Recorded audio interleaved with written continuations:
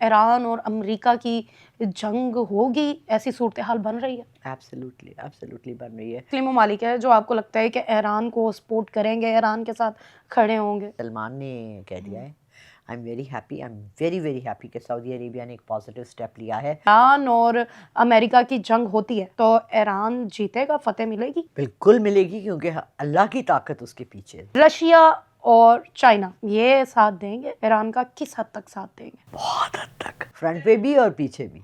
कि अपनी वाइफ के साथ जो है अनबन हो चुकी है, उनके मामला काफी डिस्टर्ब लग रहे हैं, पेशेंट गोई थी वो सच साबित होने जा रही है। 75% 80% चांसेस हैं। 2026 आयतुल्ला कियानी के लिए कैसा साल होगा? बहुत अच्छा इंशाल्लाह। अस्सलाम वालेकुम नाज़रीन, पब्लिक इंटरेस्ट में खुश आमदीद। मैं आपकी मेज़बान हुमा खालिद। नाज़रीन, आज हमारे साथ लाला रुख साहिबा मौजूद हैं जो कि एक एस्ट्रोलॉजर हैं, साइकिक रीडर हैं और टैरो कार्ड रीडर भी हैं। इनके बहुत सारी ऐसी बातें हैं जो कि ये करती हैं और बाद में वो वाकई सच हो जाती हैं। ऐसी कौन सी इनके पास ताकत है, ऐसी कौन सी कुव्वत है, ऐसा कौन सा इनके पास इल्म है कि ये जो बात करती हैं वो हो जाती हैं। इन्होंने बहुत सारी ऐसी पेशगोइयाँ भी की जो बाद में पूरी हो गई। आइए ज़रा आज इनसे बात करते हैं और मज़ीद आने वाले वक्त के बारे में जानते हैं। जी अस्सलाम वालेकुम। वालेकुम अस्सलाम। मिस कैसी हैं आप? अल्हम्दुलिल्लाह, आप बताएं। ओ, हम दोनों ने एक साथ का कहते हैं अच्छा होता है जब दोनों अच्छा, लोग एक ही बात करते हैं। तो क्या बात है। अल्हम्दुलिल्लाह, अभी बुखार से उठी हूँ, फुल रिकवरी नहीं है, बट चल रहा है अल्हम्दुलिल्लाह। क्या बात है। बूढ़ी हो गई हूँ ना इसलिए। नहीं, एज डज मैटर, ये ऑफ कोर्स टाइम के साथ साथ चीज़ें चलती हैं। मिस, हमें ये बताइएगा कि आपने पिछले दिनों पेशगोई की कि आने वाले वक्त में जो है वो जंग शुरू हो सकती है और वही हुआ। क्या लगता है आपको, ईरान और अमेरिका की जंग होगी, ऐसी सूरत हाल बन रही है? एब्सोल्युटली एब्सोल्युटली बन रही है। जब मैंने ये पेशेंट गोई की थी तो मुझसे वो जिसने भी वो 2-3 लड़के थे, मैंने 2025 के एंड में की थी, 26 के लिए, और फर्स्ट वीक में की थी। तो कहने कि मैम कहाँ जंग होगी? मैंने कहा वहाँ से होगी जहाँ से हमें पता भी नहीं चलेगा। तो पहले आपने देखा अमेरिका ने वेनेजुएला पे, नोबडी हैड एनी आइडिया। ये तो प्लान्स भी किसी के था ही नहीं, के आइडिया ही नहीं था।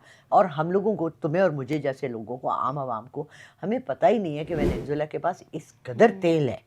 ठीक है ना, हमें और भी कितने ममालिक हैं जिनके बारे में पता ही नहीं है कि उनके पास कितनी कितनी मादनियात हैं या तेल है, जहाँ पर के अमेरिका इस वक्त एक भूखे कुत्ते की तरह बैठा है। उसको अपनी रिसोर्सेज को वो करने के लिए, क्योंकि वो सबसे बड़ा आर्म्स डीलर है दुनिया का, आर्म्स मैन्युफैक्चरर है। ये तमाम चीज़ें, धात जो होते हैं ना, ये आर्म्स को बनाने में भी लगते हैं, लोहा, स्टील, यूरेनियम, ये सारी चीज़ें। तो ये अब सोच रहे हैं कि हमें हम कहाँ से जाके लाके अपनी मार्केट को रिप्लेनिश करें। ठीक है। क्योंकि सऊदी अरेबिया के अलावा इनको और कोई मुल्क, मुसलमान मुल्क, इनको तेल दे भी नहीं रहा। हमारे कौन से मुस्लिम ममालिक है जो आपको लगता है कि ईरान को सपोर्ट करेंगे, ईरान के साथ खड़े होंगे? सबसे पहले भी आज ही सलमान ने कह दिया, I am very happy, I am very very happy कि सऊदी अरेबिया ने एक पॉजिटिव स्टेप लिया है। और उसने कहा है कि ऐसा कुछ भी नहीं हुआ ईरान के अंदर जिसमें कि अमेरिका ये कहे कि जी हम फ़ौरन आ रहे हैं और उन लोगों को बचाने के लिए जिन्होंने एहतजाज किया। एवरी कंट्री हैज़ पीपल जो कि एहतजाज करते हैं। आप पाकिस्तान में इमरान खान को बचाने क्यों नहीं आ रहे? राइट, अगर आपको लगता है कि पाकिस्तान में इतना ज़्यादा हो रहा है, यहाँ तो बहुत ज़्यादा टेररिज्म भी है, आपने अमेरिकन यहाँ आर्मी आते देखी? नहीं आ रही। ईरान के साथ इनकी एक खटक चल रही है। Try and understand, global issues हैं। ग्लोबल इश्यूज़ क्या हैं कि उनको और किसी इस्लामिक कंट्री से कोई सरोकार क्यों नहीं है? बार बार मुड़ मुड़ के जैसे इंडिया और पाकिस्तान का लगा रहता है ना। अब आप ये देखिए कि Iran is a very small country, it's not a very highly developed country में नहीं आती, सुपर पावर में भी नहीं आती। अमेरिका बार बार उसको क्यों छेड़ रहा है? क्यों? It's one of the most strongest Muslim countries. Iran was the only one जिसने, इसराइल ने जब उस पर अटैक किया, उन्होंने वापस अटैक किया। किसी और ने किया? नहीं। सीरिया बैठ गया, फलाना बैठ गया, हम तो कुछ कह ही नहीं रहे, हम तो चुप हैं, हम तो साइन करने को भी तैयार हैं ट्रीटी। अब्राहम ट्रीटी का आपको पता है क्या है उसके पीछे बैकग्राउंड? पूरा पावर टेक करने का ट्रीटी है। हम भी वकूफ़ों की तरह आंखें बंद करके, हाँ जी हम साथ हैं आपके, हम आपके ग़ुलाम, हम। अच्छा, हम लोगों के मेरा ख्याल है खून के अंदर 200 साल की वो गुलामी अंग्रेज़ों की गई नहीं अभी, 70 साल हमें अलग हुए नहीं हुए कि वो गुलामी के बीज फिर उगरे। तो आपको क्या लग रहा है कि अगर ईरान और अमेरिका की जंग होती है तो ईरान जीतेगा, फतेह मिलेगी? बिल्कुल मिलेगी, क्योंकि अल्लाह की ताकत उसके पीछे है, नंबर 1। नंबर 2, ये एक बहुत क्लियर डिवीजन लाइन बन जाएगी जहाँ पर कि मुसलमानों को स्टैंड लेना ही पड़ेगा। या वो मुसलमान मुल्क के साथ हैं या वो कफ़ार के साथ हैं। रशिया और चाइना ये साथ देंगे ईरान का? किस हद तक साथ देंगे? बहुत हद तक, फ्रंट पे भी और पीछे भी। आपको समझ भी नहीं आएगी कि कितना सपोर्ट है। इसलिए भी है कि देखें, मेरा दुश्मन और अगर उसका जो दुश्मन है या उसका जो दोस्त है वो मेरा भी दुश्मन है। So the enemy of my enemy is my friend, right. तो ये गठजोड़, ये देखो पूरी दुनिया की जो कंट्रीज है ना, वो ऐसा है। कभी आपने शतरंज खेला है? हाँ जी, खेला है। आपने देखा ब्लैक एंड वाइट है, 2 हाउसेस होते हैं, दोनों मोहरे चला रहे होते हैं। ऐसा ही होता है ना, अपने बादशाह संभाल रहे होते हैं, अपनी क्वीन को संभाल रहे होते हैं। सो समझे कि जो काले मोहरे हैं वो ईवल है, दज्जाली कुव्वतें हैं। जो वाइट है वो अल्लाह की कुव्वतें हैं, इस्लाम की कुव्वतें हैं। Let's divide the world into 2, black and white, ठीक है। दज्जाली कुव्वतें एंड इस्लामी कुव्वतें या मुसलमानों की कुव्वतें। अब ये जंग जो है ना, ये लोगों के बीच में नहीं हो रही, ये दज्जाली कुव्वत और ये बहुत बड़ी 2 ताकतों के दरमियान है। तो आप किसका साथ देंगी? Of course one and only Allah Almighty. Allah Almighty, इंशाल्लाह। तो भी उम्मीद करते हैं कि लोगों को अक्ल आ जाए, लोगों को समझ आ जाए, क्योंकि हम लोगों को ना शुगर कोटेड पिल्स खिलाई जा रही हैं। ये तो हो गई वो बातें। अब आपने एक पेशेंट को ही की थी बहुत अरसा पहले रजब के बारे में, जिसके बाद रजब ने आपको जवाब भी दिया था और वो चीज़ काफ़ी अरसा सोशल मीडिया की जीनत भी बनी रही। आज आकर आई थॉट कि हम रजब पे बात नहीं करेंगे। नहीं, आज हेट रजब, बट बहुत सारे लोगों को नफरत है, लेकिन आज इस टाइम पे आकर उनकी अपनी वाइफ के साथ जो है वो अनबन हो चुकी है, उनके मामला काफ़ी डिस्टर्ब लग रहे हैं। क्या लगता है कि आपकी जो पेशेंट गोई थी वो सच साबित होने जा रही है? क्या वजह है? देखिए 75% 80% चांसेस हैं। अभी भी रजब के हाथ में 20% चांसेस हैं। मैं उसको बार बार एज अ बच्चा, एज अ यंग जनरेशन, ये भी 2 बच्चे बैठे हैं, एज अ यंग जनरेशन समझाने की कोशिश करती हूँ कि देखो अल्लाह ताला को अनानियत नहीं पसंद, ईगोइस्टिकल लोग नहीं पसंद, गरूर नहीं पसंद, ये जो दिखावा है नहीं पसंद। अभी मेरी बात हो रही थी अमेरिका में एक बंदे से, वो अपनी बेटी की शादी करना चाह रहे थे। मैंने कह रही थी देखें आपके पास इतना अच्छा तरीका है, इस्लाम पे आ जाएं और सादगी से शादी करें। आप सिर्फ 10 लोग बुला लें, निकाह पढ़ाएं, खाना खिला दें, मस्जिद में खाना खिला दें लोगों को वलीमे का, लड़के की तरफ से। आपको पता है पूरा गल्फ कंट्रीज जो है ना, वो लड़के पे वजन होता है शादी का, लड़कियों पे नहीं होता। हमारे यहाँ सारा बोझ लड़कियों के पेरेंट्स को होता है। बिल्कुल। रजब ने शादी की, उसने गुरूर दिखाया, उसको पता नहीं लोगों ने पता नहीं करोड़ों में गिफ्ट दिए। व्हाई? I don't understand.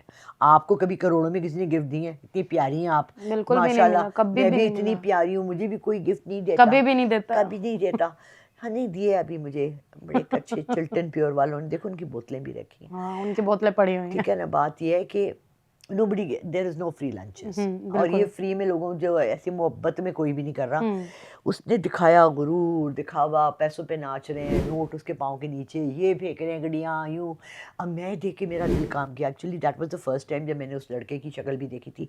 और मैं ये सोची थी कि मेरे घर के बाहर रोज़ जो है ना, सुबह से लेकर शाम तक दिहाड़ीदार बैठे रहते हैं इस एक नोट के लिए, 1000 के एक नोट के लिए। वो सुबह 9 बजे से लेके शाम 7 बजे तक, 5 बजे तक काम करने को तैयार है, और ये यूं फेंक रहे हैं जैसे इनकी कोई हैसियत ही नहीं है। क्या एक और क्वेश्चन की जानिब चलते हैं कि आप ये नजब जिनकी वजह से लास्ट डेज भी आप एक पॉडकास्ट के ऊपर गई और वहाँ पे भी उसके बाद भी काफ़ी इंटरव्यूज़ में आप आई, तो ये वाकई रियलिटी है कि आपके पास कोई नजब जिन है जो आपके साथ रहता है? मैंने रिंग अभी तक पहनी, मैंने नजब की रिंग पहनी हुई है बना के। ये आपने बताया था कि शायद ये जिन कहीं से आपके लिए लेकर आया है। ये ईरान में नजफ है, एक मकाम है, उसको कहते हैं, इसका एक ख़ास वर्ड है, मुझे उस दिन उस लड़की ने बताया भी था, मुझे फिर भूल गया। वहाँ पर जब बारिश के कतरे गिरते हैं ना, ये हुसैन रज़ी अल्लाह अन्हु के मज़ार के करीब है, वहाँ जब बारिश के कतरे गिरते हैं तो उससे ये पत्थर बनता है।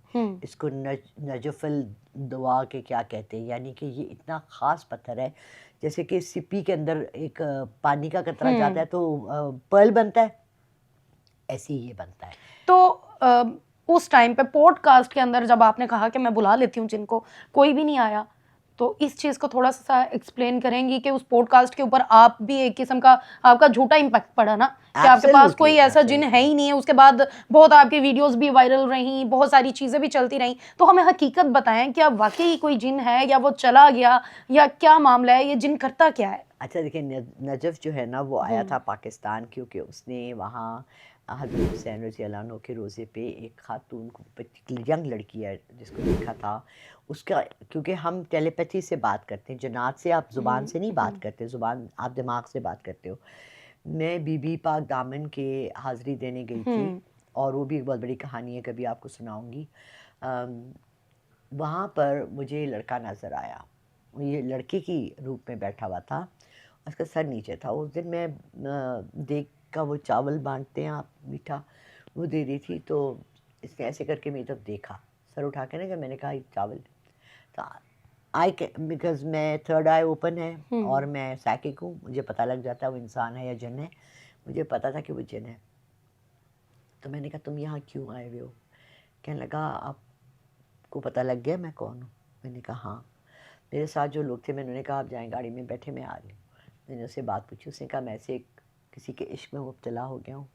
बहुत हसीन थी वो लड़की, और मुझे ये पता है कि वो इन तमाम मकामात पर आएगी जो कि क्लोज टू हज़रत अली रज़ा अन्हु हैं, क्योंकि हमारे मुल्क में कौन सी जगह है, बीबी पाक दामन ही उनके हज़रत अली की बेटी थी ना, दूसरी वाइफ से, बीबी रुकैया जो हैं।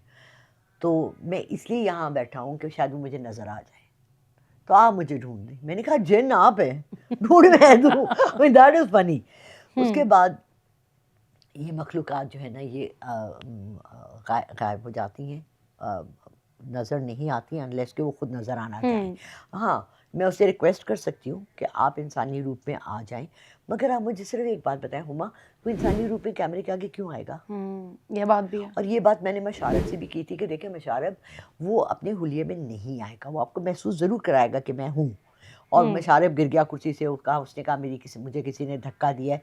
मैं तो उस वक्त उससे बात कर रही थी, मेरा जो स्टैंस था, अगर आप पूरा बात किया है, लोग आउट ऑफ कॉन्टेक्स्ट निकाल के 2 मिनट का एक रील चला देते हैं। बिल्कुल। मैं यूं कर रही हूँ, मैं नजफ चले जाओ चले जाओ चले जाओ, तो मेरी तो आंखें बंद हैं, मुझे क्या पता नजफ खड़ा है कि नहीं खड़ा।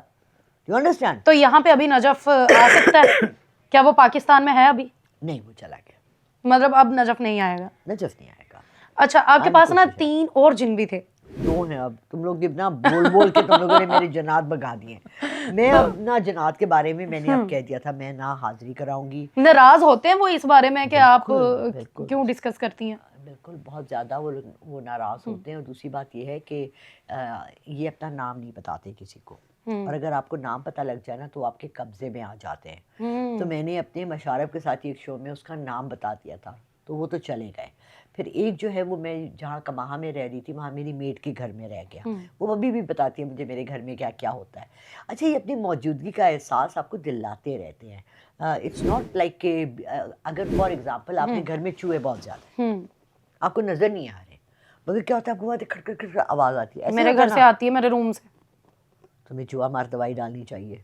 मैंने डाली भी है, मरता ही नहीं है। कैसा चूहा है? पर रात को आवाज़ें आती रहती हैं सारी रात, यकीन करें मुझे सोने नहीं देता वो चूहा। ये चीज़ सो इसी तरह ये जो है मखलूक़ात जो हैं गैब की, और जब भी मेरे घर में तो और चीज़ें भी आती रहती हैं, तो एहसास दिलाती हैं कि हम हैं, हम आ गए हैं। बाज़ दफ़ा ऐसा होता है मैं फेरी लाइट्स लगाती हूँ, ये बंद होती हैं बुझती हैं, बंद होती हैं बुझती हैं, फिर ऑफ हो जाती हैं। अब मैं लेटी हुई हूँ बेड में, मैं कुछ देख रही हूँ या मैं टीवी देख रही हूँ, खुद ही जल जाती हैं। मतलब ऐसा तो नहीं है ना। देखिए आप, कुछ चीज़ें जो हमारे मुल्क में नॉर्मल हैं, लाइट चली गई, हाँ, तो सारे घर की लाइट चली गई, ये से एक लाइट को क्या मसला है? पर वो फिल्मों में तो जो दिखाते हैं कि जिन बड़े होते हैं कि कुछ भी कर देते हैं, कुछ भी ला देते हैं, पैसे उठा उठा के भी ला देते हैं। जिन्नी ग्रांट माय विश मत देखा करो। आपको कैसे पता वो मैंने देखा हुआ है?